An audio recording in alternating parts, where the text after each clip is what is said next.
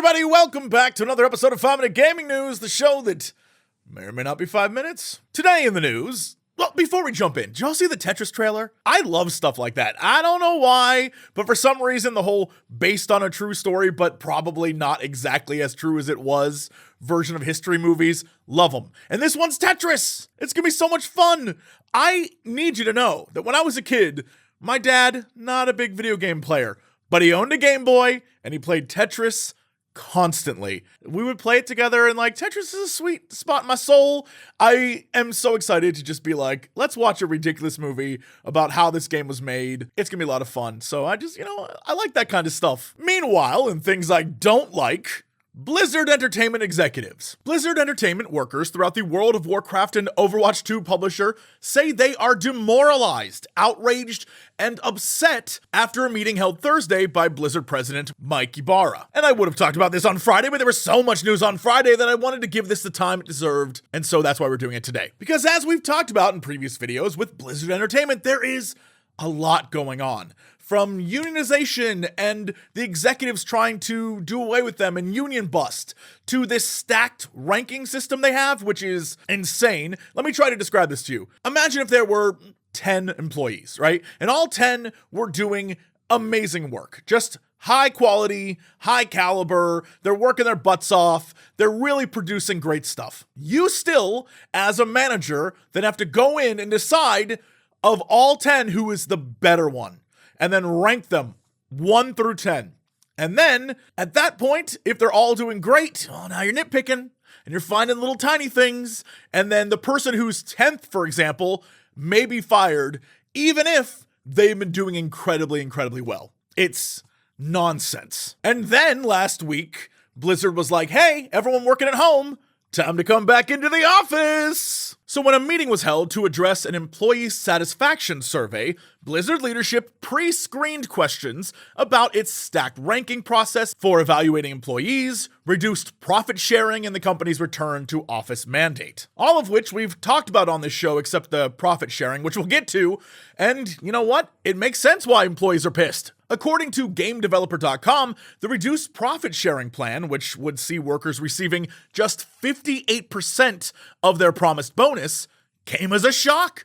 2 weeks ago, Activision Blizzard announced quarterly financial results that it called a kickoff to a strong financial performance in 2023. At Blizzard Entertainment specifically, sales and operating income nearly doubled, a staggering 90%, as Warcraft, Overwatch, and Diablo all generated more than $100 million in net revenue bookings, Activision Blizzard said. Ybarra spoke about profit sharing at the meeting, suggesting that workers who believe executives are making more money are living in a myth.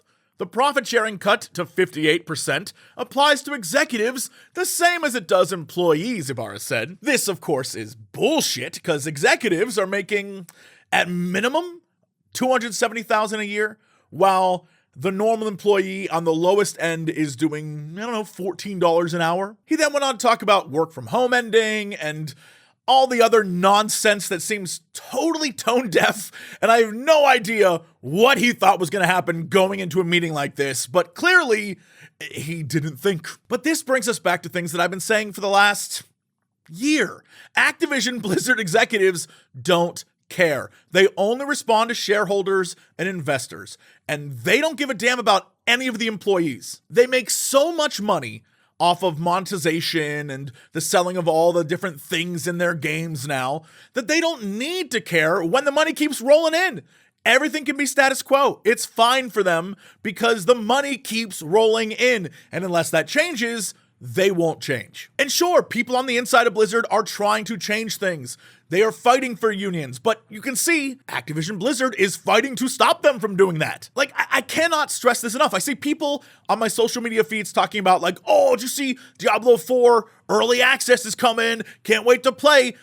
It frustrates me to no end because I'm not going to judge people for playing what they want. But as a person with friends at Activision Blizzard who wants them to be happy and not stressed every single time they go to work, we gotta stop playing this game with them. You have to say no to Diablo 4, right? You just have to. You have to not buy it, and then maybe the executives will listen. And I know I'm gonna get messages that are like, but Jesse, if we don't buy that, then the Diablo devs are going to be punished for us not buying the game. Do you want to hurt them, dude? It doesn't just hurt the executives. They're already being punished just by working in these conditions. Activision Blizzard is already hurting them.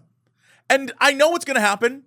No one's going to listen to me. They're going to sell a ton of copies. And for the next 2-3 years, I'll be sitting on this damn show doing reports about how Blizzard is still abusing employees. And everyone's going to be like, what do we do about this? And I'm going to sit here telling you the exact same thing over and over and over again. It's tiring. It's frustrating, especially a company that years ago was one of my favorites. I loved them. I would do anything for them. But I watch how they treat people and I watch what they do, and it's just unacceptable. I don't know what else I can say. I don't know if anyone really cares, but I'm going to keep saying it. And, yeah. Anyway, it's Monday, so means it's time for new releases. Tomorrow, venture into an alternate reality Russia where robots and communism bring about utopia in Atomic Heart. Or at least that's how it used to be. Technology gone wrong in this FPS story-driven adventure that pulls from Wolfenstein and Bioshock and Doom. It has McG as the composer, so you know the music's gonna be amazing. But really, truthfully, the internet is only playing for 2 reasons. Also tomorrow, it's time to get wild in 1860s Japan with Like a Dragon Ishin, the 2023 remake of this Yakuza-style classic. As a disgraced Ronin, you must avenge a murder and, I assume, dance or whatever the hell the 1860s version of karaoke is. You know this one is going to be wild. I played a bunch of it at TwitchCon. It is super fun.